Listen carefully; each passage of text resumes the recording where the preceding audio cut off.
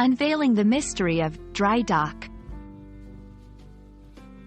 Hello, language enthusiasts.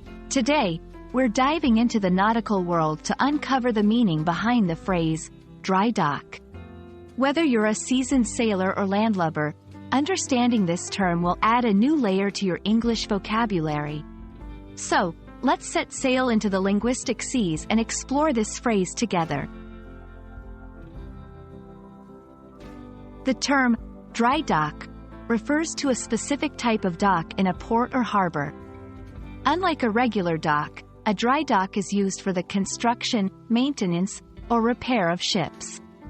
It is called dry because it can be dewatered. That is, the water can be removed so that the bottom part of a ship can be exposed for work.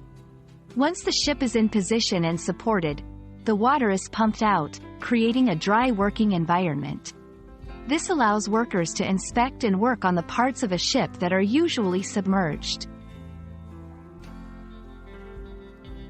The concept of the dry dock dates back several centuries and is essential in maritime industries.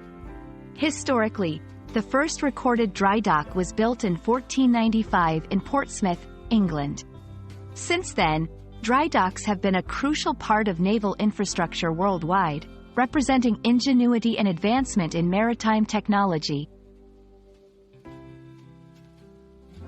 Now, let's see how we can use dry dock in a sentence. The ship is in dry dock for repairs. After a year at sea, the fleet returned for routine maintenance in the dry dock.